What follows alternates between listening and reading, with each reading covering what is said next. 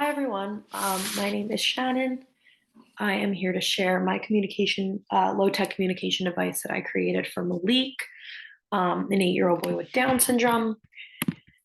Based on the information about Malik that we know that he is pretty talkative, but people can have trouble understanding him at times.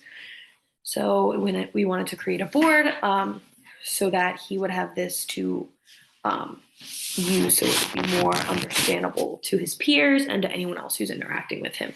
So I created this one. This is my personal board for him. Um, Starting from the top left up here, we see mom. I decided to kind of make up family members. Um, so just for the sake of the assignment, I have mom, sister, and dad on there. Um, in a real case, if I actually did know Malik and Malik was in my classroom, I would use real pictures of his mom, sister, and his dad. Um, I think that would be way better. I think it would click in his brain way faster, and uh, it wouldn't just be random people. Hopefully, it would be his family. And then over here in the top right, we have iPad. I put this on here because in a lot of classrooms that I've been in so far, the iPad is used as a reinforcement. So up in this top right corner, what really would be there would be whatever reinforcement he uses. If it's an iPad, perfect. If not, maybe he is reinforced with Cheez-Its. You can put a picture of Cheez-It up there. This is stuff that's just personal to him, so it was kind of hard to do without actually knowing him. So I just kind of filled in between the lines a little bit. Then across the bottom, I just have 4 main feelings: happy, angry, tired, and sad. I tried to think of feelings that kind of were big umbrellas. So, like, I was almost going to put annoyed in there rather than angry, but I figured if you're annoyed, you're kind of on a level angry. Same with frustrated. So I kind of am hoping that, at least for now, until we can expand on his communication device, for now, we can keep with these 4 feelings. I wanted to include tired because I just feel like that is sometimes for some students, a big factor of behavior. So I want him to be able to tell us if he's tired, and maybe that's not why he's participating, or that's why he might be lashing out. Moving on, we have the social board. Social board starting over here in the top left. We have hello. This would be great, especially because they said that he does have some verbal skills. So hopefully we can build upon them and make it a little more understandable to others. But it would be awesome to get him in the habit of saying hello to someone every time that he sees them. And that might be a great way to do it. Moving on, we have this is fun. I think this is a good way for him to tell us um, the activities that he enjoys, if he's enjoying something. I think it's nice to have a way for him to tell us that. Then we have play. We could use this if he's asking to play, if he's telling us about playing. But I figure he's a kid, all kids play. Let's put that on there. Then we have friend.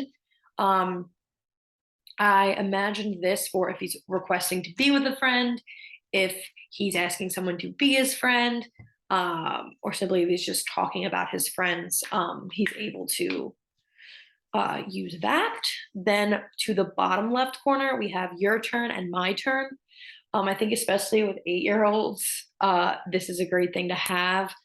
Sharing, taking turns. I think this would be awesome with another peer in the classroom to be able to say, okay, your turn, you get to play. Now I hit my turn, now it's my turn. Then I have shelf and snack over here in the bottom right corners. Remove myself.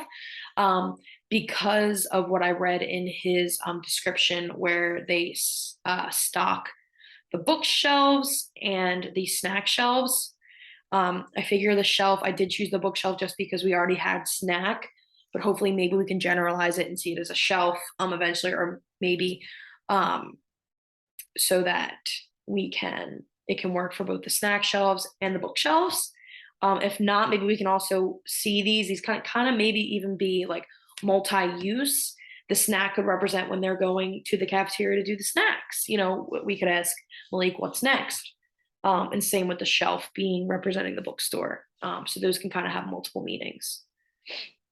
Moving on with our last one, we have functional. This is our functional board we've got going on. We'll start up here in the left, upper right corner, upper right, yep, upper left corner with I.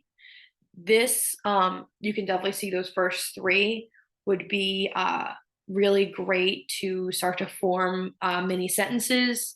So you could just go right across, I want more, or I want bathroom, I want stop, I want eat. So yeah, that's what those top three are for. I definitely did the more sign. I feel like you see that all the time in classrooms, uh, especially kids who have trouble verbalizing. We constantly see simple signs like the one for more. I used one right there with a point because it'll be awesome to get him in the habit of pointing to things, especially if people are having trouble understanding. If he wanted this water, instead of saying water, water, water, people might not understand what he's saying. He can point. So that's kind of why I had that specific picture on there. Moving on, we have go in the upper right hand corner. I just think that's a good one, especially I want go bathroom. We could even just say go bathroom, I go bathroom. I think that's really important to have. And going along with that, we've got bathroom in the bottom left, self-explanatory. When he needs to go to the bathroom, he can use that picture. Then right next to that, we have help. Another one, I want help, would be awesome if we got him to be able to say that. So help is there. Then we've got stop, somewhere to go. I think it's important to give students the voice to be able to tell someone to stop, whether that's us, he doesn't want to do something, he wants to stop. Other people, especially if they have trouble vocalizing, we may not know when they like or don't like something. So I think it's important for him to have this really bright picture right here where he can just say stop. And then we just have eat in the bottom right with a student eating lunch. Yes, something that is general over all of the boards. I wanted to make sure that I used real photos. I read that in his description that with his current communication device, he was having trouble with like lined photos. So they wanted to transfer him over to real photographs.